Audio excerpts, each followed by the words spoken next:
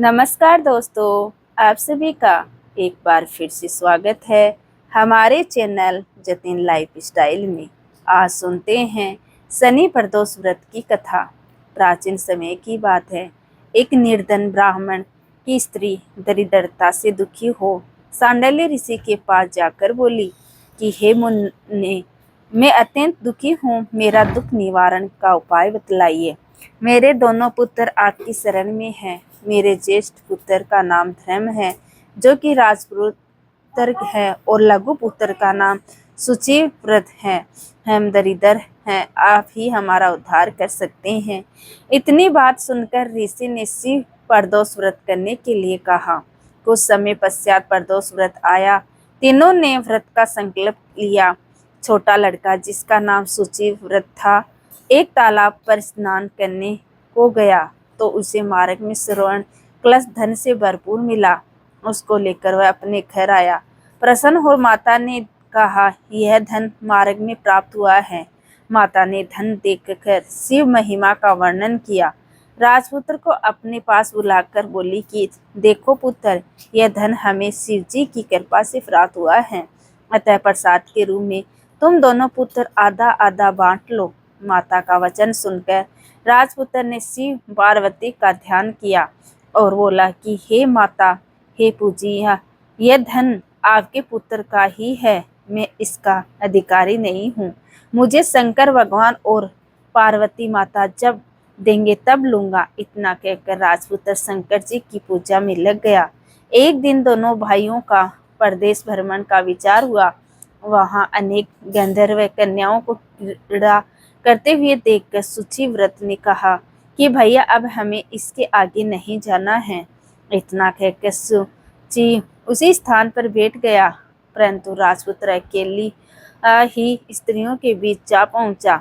वहां एक अति सुंदर स्त्री राजकुमार को देखकर मोहित हो गई और राजपुत्र के पास पहुंचकर अपनी सखियों से कहने लगी कि हे सखियों, इस वन के समीप ही जो दूसरा वन है, तुम वहां जाकर देखो। भांति भांति के पुष्प खिले हैं, बड़ा सुहावना समय है।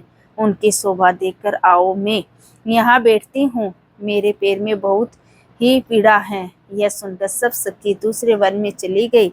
वह सुंदरी राजकुमार की ओर देखती रही। इधर राजकुमार भी इसे निहारने लगा। युवती बोली, आप कहाँ रहते हैं? वन में कैसे पधारे? किस राजा के पुत्र हैं? आपका नाम क्या है?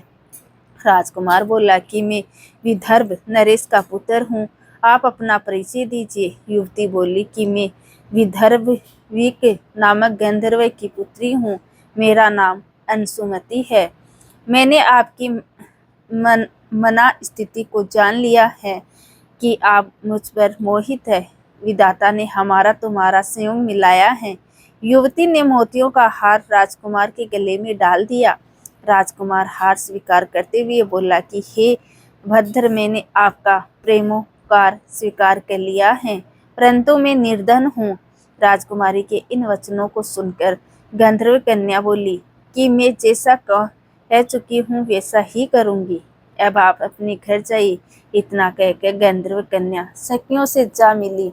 घर आकर राजकुमार ने सुचिव्रत को सारा वृतांत सुनाया। जब तीसरा दिन आया, वह राजपुत्र सुचिव्रत को लेकर उसी वन में जा पहुंचा। वहीं गंधर्व राज अपनी कन्या को लेकर आ पहुंचे। इन दोनों राजकुमारों को आसन देखकर कहा कि मैं कैलाश पर गया था।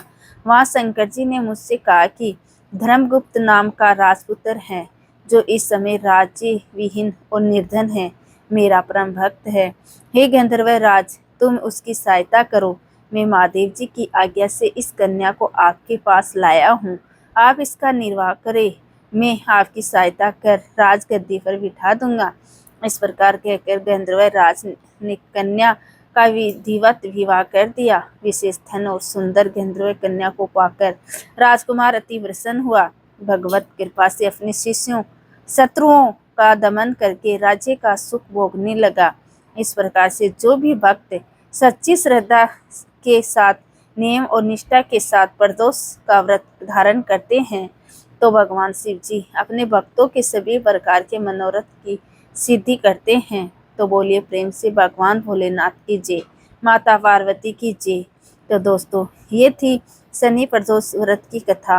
आपको ये कथा कैसी लगी कमेंट करके ज़रूर बताएं और साथ ही साथ मेरे चैनल जतिन लाइफ स्टाइल को सब्सक्राइब करना ना भूलें। धन्यवाद दोस्तों।